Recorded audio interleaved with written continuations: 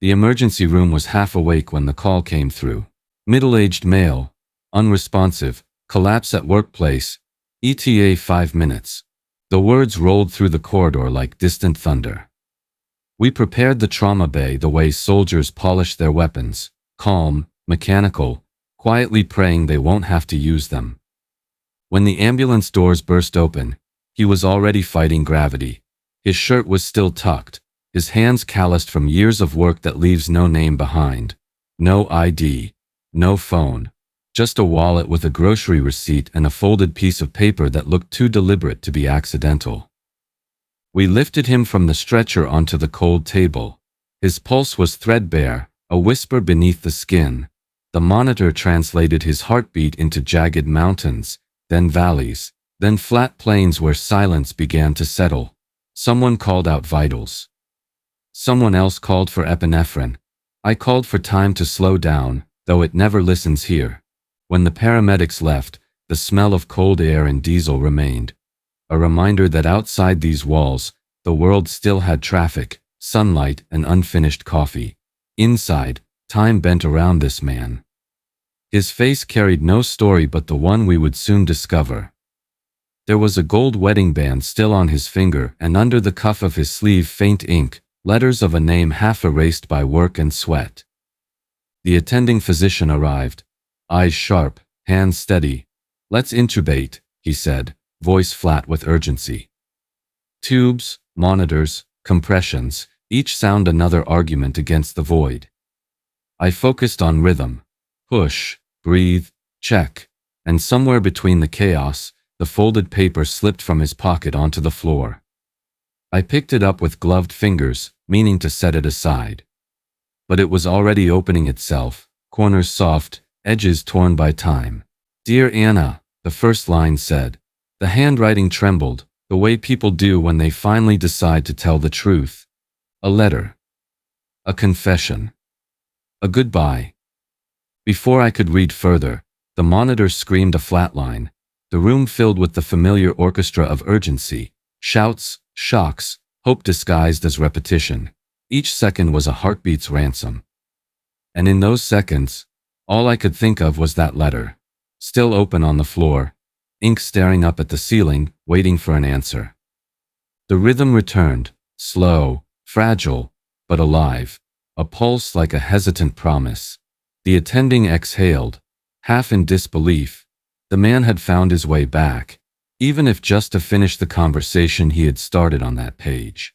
We stabilized him, set up fluids, and called for a CT. His name was still unknown, but Anna had already turned him into someone real. Outside the trauma bay, I stood by the window, the letter folded in my pocket now, as if carrying his unfinished words might keep him tethered to this side of the story. The emergency room settles into its second heartbeat after a code, the kind that sounds like machines remembering their manners.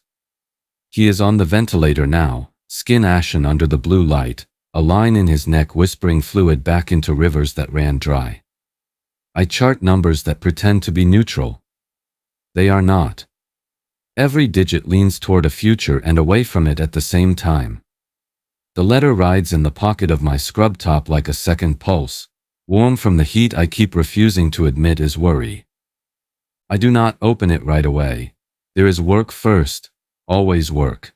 The intake nurse prints a temporary name for the band around his wrist, a label as impersonal as a barcode. Unknown male, mid-50s. The social worker is paged with her soft inbox voice and her harder eyes. She is a collector of the uncollected, a finder of people who do not remember how to be found. Labs spin. The CT scanner makes its white mouth promises. The attending writes orders that look like commands addressed to a storm. The respiratory therapist checks the tube and checks it again, because sometimes attention is the only religion that works. Only when the room stops needing my hands and only needs my watching do I let myself unfold the paper on the counter, smoothing the creases the way you smooth a sheet for a patient who will not notice. The paper is lined, torn from a pad, the ink a dark river that trembles in places where the pen hesitated, then pressed on. "Dear Anna," it begins. And already there is a weight to the air. the way a chapel grows heavy the moment someone kneels without being told. He writes like a man who has practiced silence and found it useless. He writes like someone standing in a doorway between past and future, unable to move in either direction without breaking something. He says he did not go to her school concerts because shame is greedy and takes more than it came for. He says the day he set the bottle down he realized his hands were empty of everything else. He says there is a blue bicycle he meant to fix and never did, and that it has become the calendar on which he measures all his failures. He says he is tired of being a ghost and would like permission to return to his own life. Halfway down the page, the letters stagger as if the body that wrote them began to argue with gravity. There is a sentence he does not finish about the way he once taught her to whistle and failed to teach her how to forgive him for all the things that came after. There is an address scratched out, then rewritten, then circled as if circling could make it true. There is a phone number without a name, 9 digits legible and the last one bruised by a smear, a single integer swallowed by clumsy ink. The ethics teacher that lives in my skull clears her throat, reminding me that the ER is a threshold and I am only a guardian of its doormat. But the social worker has already taught me the difference between gossip and grace. Contacting a family is not theft. It is return. I copy the number before the ink smudge can steal it again. I fold the letter back into the shape it had learned while hiding and place it in a clean evidence bag. The kind we use when someone arrives with something that matters more than it looks. The CT calls from upstairs with its pronouncement, a small stroke in a quiet corner of the brain, the kind that erases the word for a color or a favorite shortcut home. Not devastating, not merciful, something in between, like most things that happen inside a skull. The cardiology consult joins the circle around the bed, listening to a chest that has learned to keep secrets. The rhythm on the monitor flirts with an old, dangerous mistake. We hang heparin like an apology to vessels that have taken things personally. He smells faintly of laundry detergent and metal shavings. His hands, those weather maps of callus and crease, look like they know how to fix something that was never meant to break. Down the hall, a baby cries on pediatrics like the answer to a question I have not asked yet. In triage, someone coughs a story into a mask. The cafeteria announces lasagna as if it were news. I dial the phone number from the letter with the same careful disrespect one uses to light a candle with a match stolen from a book of rules. It rings 5 times into a room I cannot see. A recording catches the call by the collar and tells me the mailbox is full. I try again as if repetition were a key. The same answer greets me with the same resignation. I print reverse directories the way desperate people print maps. I search the name scrawled under his sleeve, the half ink he carries like a tattoo either unfinished or regretfully half erased. It could be a surname. It could be a ship he once sailed on. It could be the fragment of his own first name, shortened by a shop foreman who didn't believe in syllables.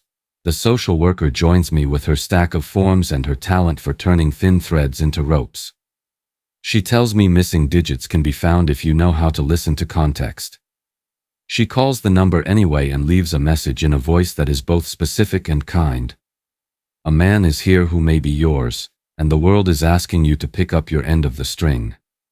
Back in the bay, his blood pressure wills itself into a narrow hallway where it will not be jostled by fate. I chart again, because charting is the ritual by which we confess to the future what we tried to do. I tuck the letter bag into the top drawer with the syringes because I want it close to the place where decisions are made. When I lean over to adjust the blanket, I notice a small disc of metal near his belt, a keychain washed dull by years of pockets. It is stamped with a sobriety date. The numbers tell a quiet celebration that did not get cake. 9 months. The hospital light glances off it and makes it briefly sacred. The AA coin is not proof of anything except a war declared and a willingness to fight it one square sunrise at a time. It makes the letter both heavier and lighter. He has been trying. The road back has fingerprints on it. The attending signs his name the way generals sign truces. He orders a bed in the step-down unit and says the next hours will matter more than the last ones did. He does not say that he has seen too many men come back only to leave again when no one is looking. He does not say that the heart is a drum that sometimes changes its own song mid-measure. He does not say what we all know, that the letter might be the only bridge we have. At 2 in the afternoon, a woman arrives at the front desk the way storms arrive on prairie, visible from far away, inevitable when close. She is late 30s, early 40s, the kind of age that looks younger until sorrow stands next to it for scale. She asks for the unknown male by not asking for him at all.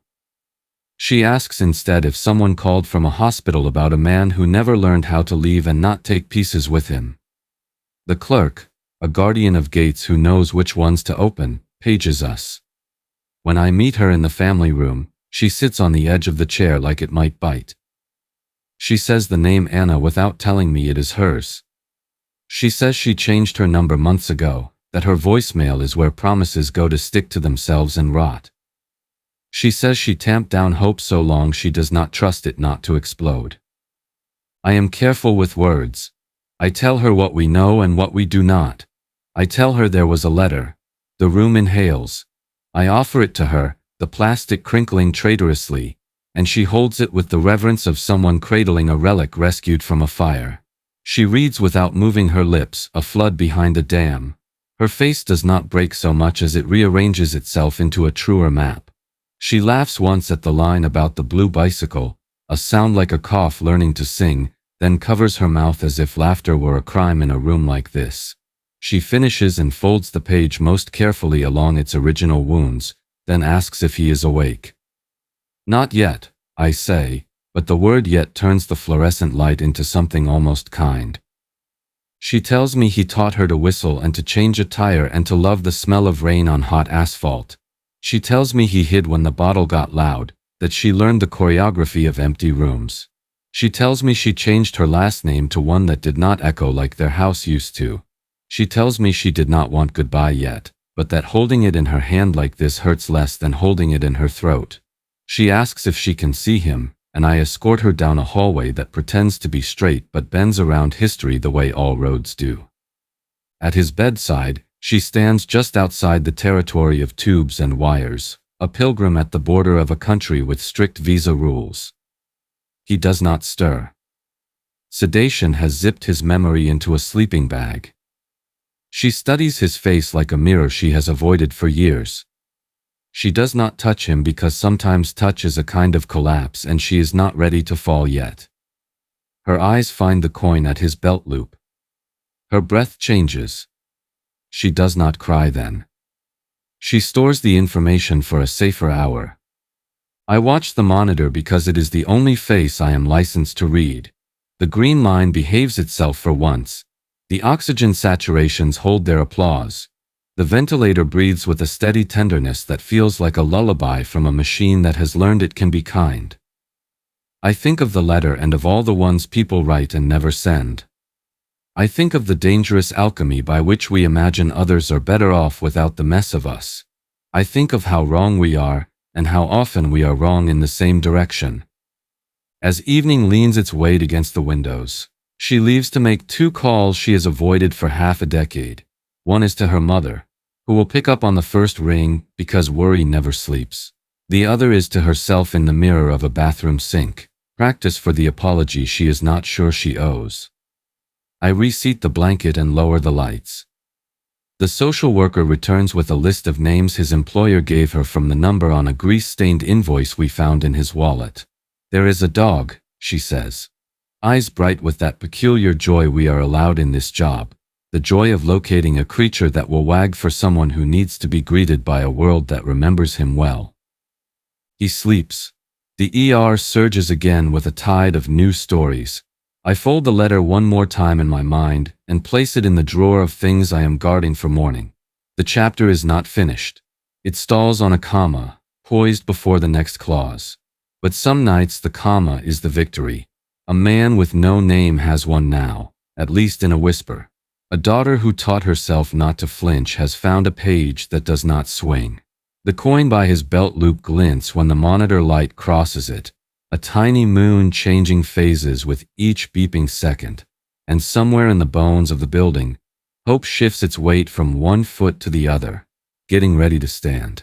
The next morning arrives the way dawn always does in hospitals. Not as light, but as a negotiation. The fluorescent bulbs dim down from cruelty to routine. Nurses trade night voices for day ones. And somewhere between reports and coffee, the man with no name earns his first sunrise. He stirs under sedation, not fully waking but drifting in that fragile space between dreaming and remembering. His fingers twitch as if searching for the letter that used to rest in his pocket. The machines hum their lullaby of electricity and mercy. The daughter, Anna, hasn't slept. She sits near his bed, her body curved forward, elbows on knees, staring at the monitor like it might reveal an answer. She speaks softly to him, telling stories from a shared childhood neither of them have said aloud in years. About a stray cat he once rescued, about Sunday mornings when he made pancakes shaped like hearts and never got them quite right. She confesses she stopped writing him back because it was easier to stay angry than to hope again. The nurse, the same one who found the letter, stays by the door, not intruding, but unwilling to leave. Hospitals have a way of turning strangers into witnesses. When his eyelids flutter, Anna gasps, her hand gripping his like a rope thrown across a river. He doesn't open his eyes fully, but his lips move. She leans closer. The word he forms isn't Anna. It's sorry. The machines catch the tremor of that syllable, translating it into rhythm, into electricity. For a second, everything aligns. The numbers, the breath, the pulse. It's as if the body waited for forgiveness before it remembered how to live. The attending enters quietly, checking vitals, muttering to himself about miracles he doesn't believe in, but has learned not to dismiss. Anna wipes her eyes and asks if her father can hear her. Maybe, he says. Or maybe the heart listens before the brain does. Later, while cleaning the side table, the nurse finds a second folded paper slipped under his phone cord. A discharge form from a rehab clinic. It's dated 3 months earlier. In the corner, in the man's rough handwriting, 3 months sober. I'm coming home soon. By evening, the ICU has learned his name again. Michael Hale, age 54. The chart looks complete now, but the man inside it is still catching up to his own story. The daughter sits with the social worker, discussing release plans that feel more like rewrites of the past. Michael's condition stabilizes, though his body trembles when the medication wears off. Stroke recovery is never polite. His speech comes in fragments, single words, partial memories, syllables that don't yet know how to behave. But when Anna enters, the words start to line up, shy but eager. He remembers her birthday. He remembers the bicycle. He remembers the promise he broke. Every sentence costs him breath, but he pays it willingly. The doctor warns her recovery will take months. Anna just nods. Time, for once, is an ally she's willing to meet. Later that night, while he sleeps, Anna walks to the chapel. That small, tired room with fake candles and real prayers. She sits there, not to ask for miracles but to understand the one already given. She realizes forgiveness isn't loud. It's quiet and inconvenient and arrives exactly when you've stopped waiting for it. The nurse finds her there, offers coffee. They sit in silence, two people learning the same truth differently. That saving a life doesn't always mean keeping someone from dying. Sometimes it means giving them a chance to live honestly. Meanwhile, Michael dreams. In his dream, he is fixing a bicycle, his hands steady, the chain clicking perfectly into place. The sun is warm. Someone is laughing. Not the sound of anger, but recognition. He wakes with tears he doesn't understand, his chest aching not from pain, but from relief. 2 days later, Michael is ready to move to the step-down unit. The ventilator is gone. The IVs are fewer. He breathes on his own now. Slower, but his own. When Anna enters, the nurse steps back, giving them the quiet they've both earned. He looks at her, eyes clearer, and says in a voice rough as sandpaper, "Did you read it?" She nods. "I did." "And?" he asks. She hesitates, then whispers, "It's not the letter that mattered. It's that you wrote it." He laughs, A small broken sound that fills the room like sunlight through blinds. Then I guess I made it in time. He says. You did, she answers. You came home. The nurse watches from the hallway as Anna places the folded letter back into his hand. His fingers close around it, not to keep it, but to let it go. Before discharge, Anna wheels him to the hospital courtyard, where a single oak tree breaks the monotony of brick and steel. He stares at it for a long moment, feeling the wind touch his face. Smells like rain, he says, and she smiles, because it always used to start that way. When they leave, he turns back once, eyes wet, lips moving silently. Maybe thanking the place that gave him back both breath and a chance. That night, after the shift ends, the nurse returns to the trauma bay. The floor is clean, the machines resting. On the counter she finds the bag where the letter once was, empty now, but still holding something invisible. She writes in her report, patient discharged in stable condition. Daughter at bedside. Family reunited. But in her private notebook, she writes something else. Sometimes the body heals because the heart was finally heard. Inside every emergency room, there are stories that never make the headlines. Quiet miracles, second chances, letters that finally find their way home. Tell us in the comments what part of this story stayed with you. Subscribe to Inside ER Stories, where every heartbeat has a story.